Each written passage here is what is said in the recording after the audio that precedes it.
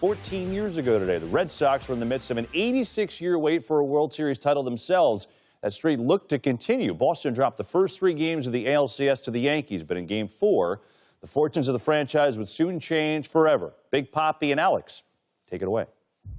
Thanks, KB. So we're going to go down memory lane a little bit here, Big Papi. I remember 2004. I was 28 years old. You were 27. Well, at least 27. Hey, be careful, man. And we were up 3-0. We had just beat the piss out of you in Game 3. We were thinking, we're going to the World Series.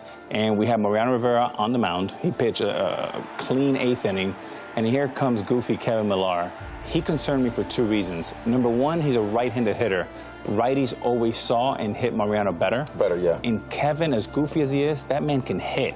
Oh, yeah. And he knows the strike zone. Oh, yeah. And I also knew that he didn't give a crap about Mariano. He was going to fight him tooth and nail. Off walk, and there's life for the Red Sox. Before Millar drew that walk, did you think it was over?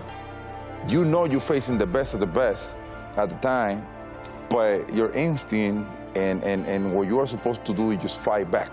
And that's exactly what we end up doing. We have Dave Roberts coming in, stealing the bag. Roberts is going. Posada's throw. Roberts, safe.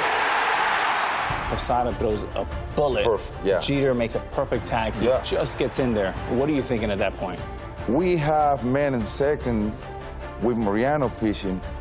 That is something that you barely see guys getting to first base when Mariano was in the mound. But getting to second base, that just, you saw the whole crowd going crazy. You saw, it seems like everything come back alive. But I had a question for you, Ada. Yeah. When you guys, as a Yankees, start feeling the pressure, when you guys start feeling like you guys were in trouble? When Miller was at the plate, and I knew very vividly in my mind that the home run as a walk-off was that day game in Fenway earlier that year.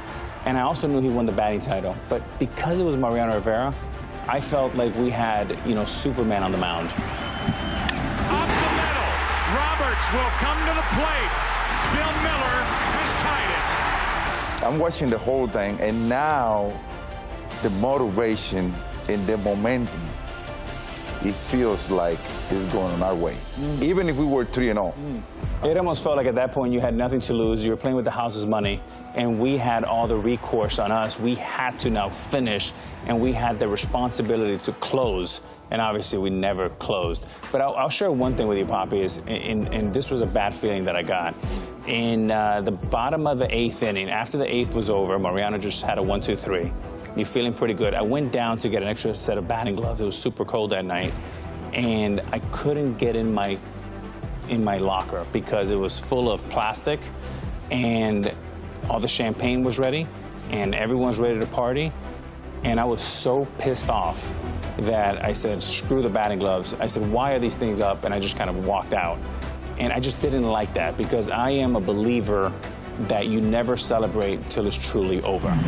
The temperature continues to fall here in Boston as we move to the bottom of the 12th, the 4-4 game. You know how we approach pitchers. We go back to the history that we have with them, and you make up your mind.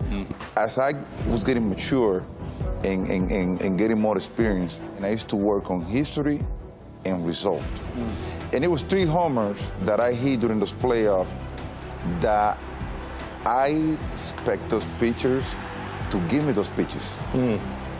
Control, Paul, when he was with the Blue Jays, he had that front door fastball that he would throw it right at you and boom, come back to the plate. And the minute I saw him coming out of the bullpen, I went to looking for the front door fastball. Ortiz into deep right field. We'll see you later tonight. I'm glad that home run you hit off Quantrill decorated your life. It ruined mine. And decorated yours, too. Exactly. Anyways, this is the most torturous... Now you know as well. This is the most torturous segment I've ever done in my Fox career. Thank you very much, Papi. So like therapy. KB, back to you. I'm a therapist. The doctor, Papi.